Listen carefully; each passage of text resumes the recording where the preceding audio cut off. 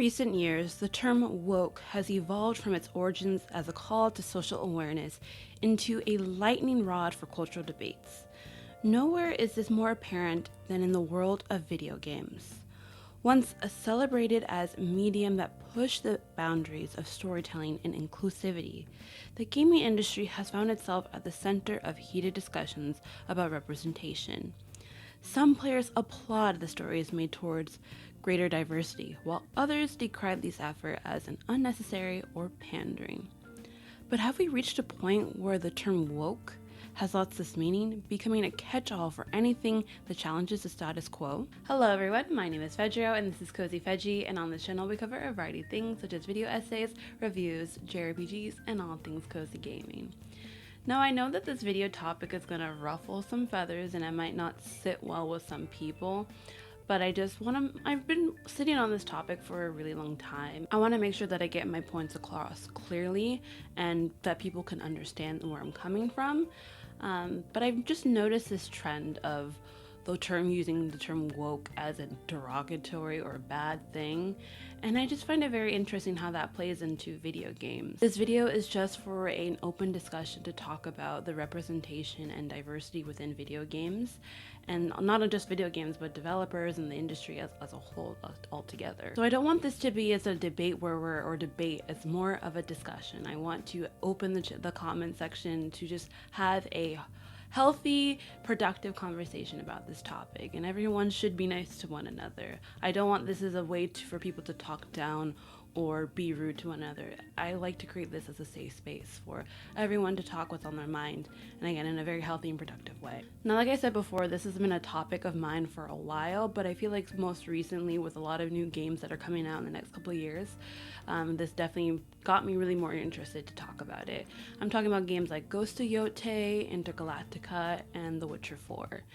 Now, the common denominator with all of these games is that they shifted their male protagonist focus to a new focus on a female protagonist. And with this change, garnered a lot of opposing issues, arguments, and just a whole interesting debate about women in gaming, representation of different groups, whether they be gendered, what sexual orientation you are, all to that nature. And it got me thinking, have people lost the meaning of the term woke, or do they not even know what the word even meant to begin with? The rise of representation in video games. The push for representation in video games isn't new, but it has gained significant traction over the past decade.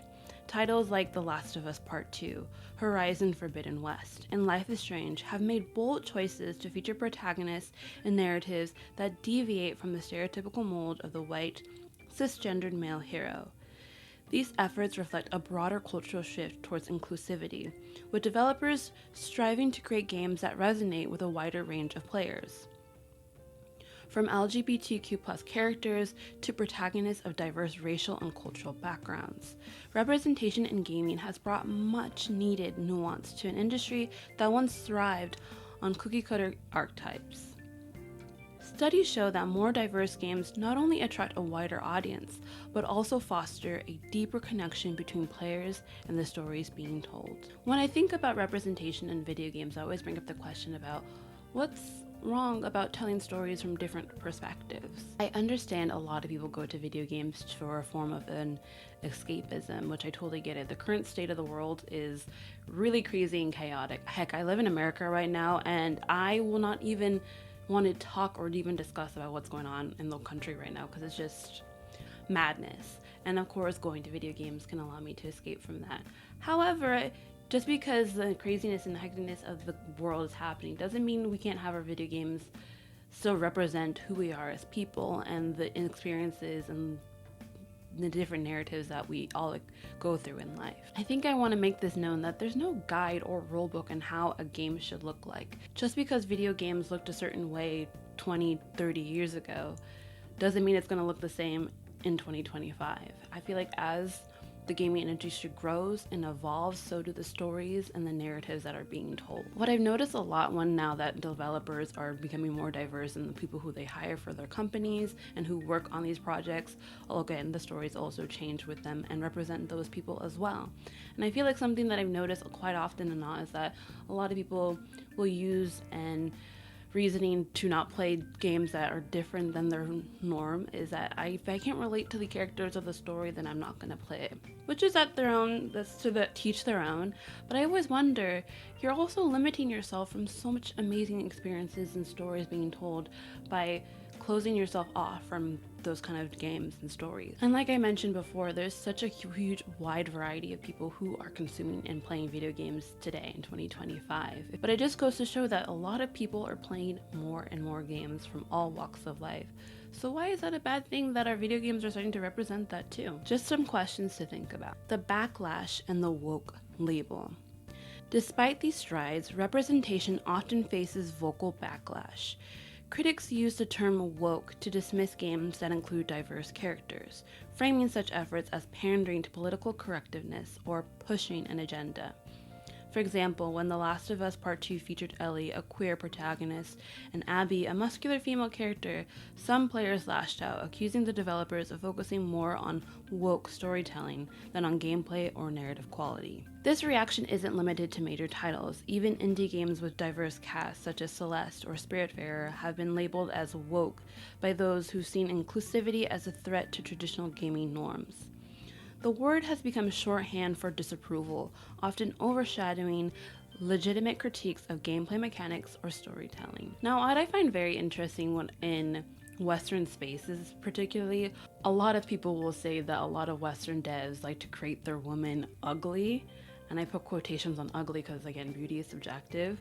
But I find it very interesting whenever a character design isn't aligned to someone, they always want to cry saying, oh god, there goes Western developers making characters look ugly. And again, it's just a creative choice. Well, if you don't like the way that the art style looks or how a character is portrayed or designed, no one's forcing you to play it. You can just move on to another game, and that's fine. But like a good instance of this was when I remember when Fable had just dropped the announcement or teasers for the game, and one of the characters looked a certain way, and a lot of uproar was made about the character's design and saying that she was too ugly or not traditional or there goes Western devs again, which I again find it very interesting. Personally, for me, of course, I do like good looking or certain aesthetic of a character, but that won't deter me from playing a game. Like, I might be put off a little bit, but if the story and the gameplay mechanics are really intriguing and enticing enough, I will pick up the game or at least try it out. Now, when it comes to Abby, who is one of the characters, or big characters in Last of Us Part 2,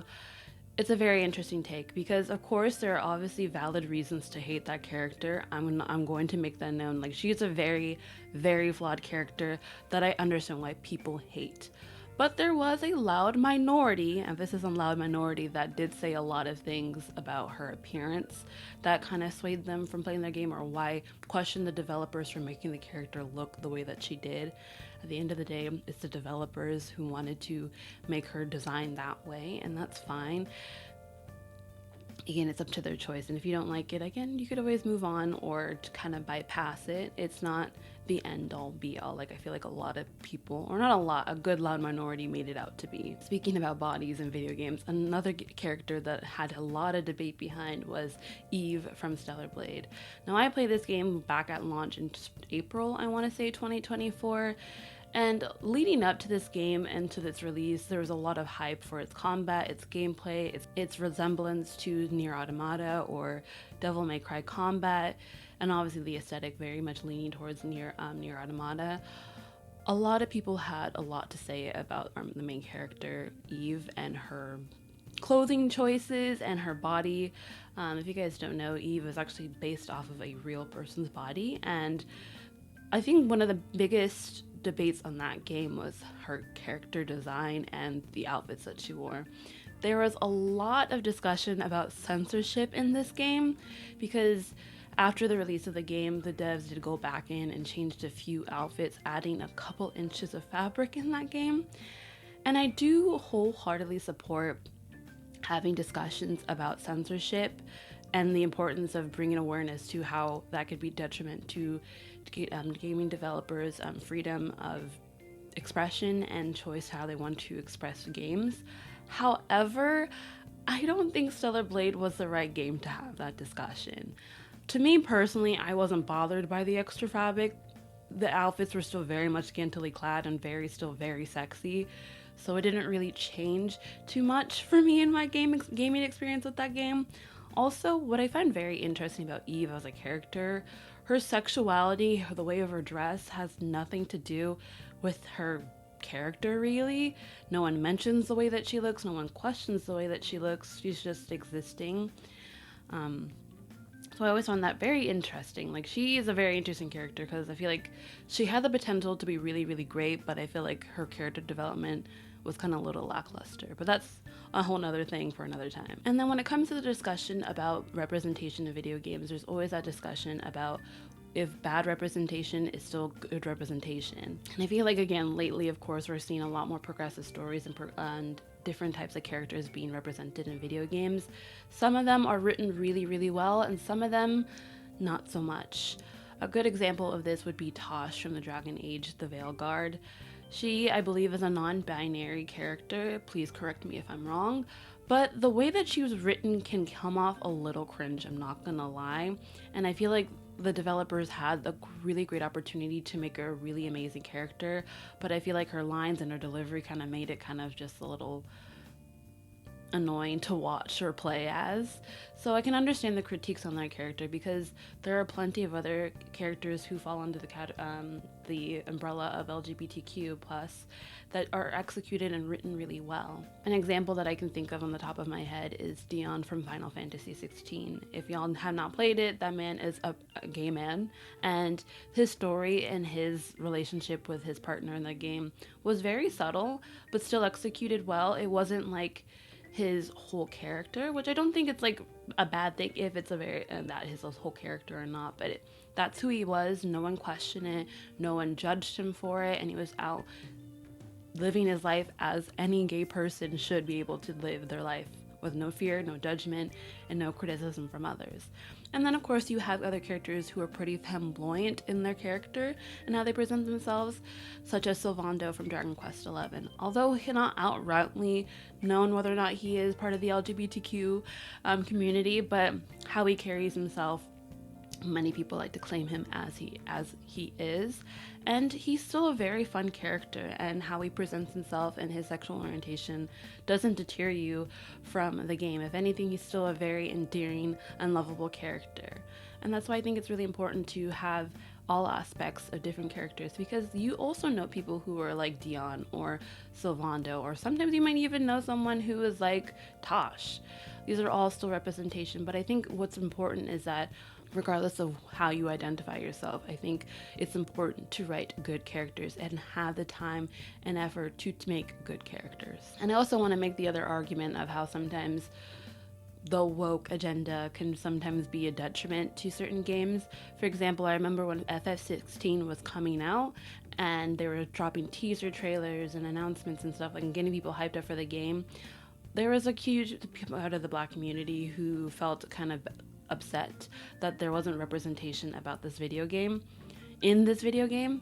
But as we gotten to know more, and if you played the game itself, then one of the major themes in that video game is slavery.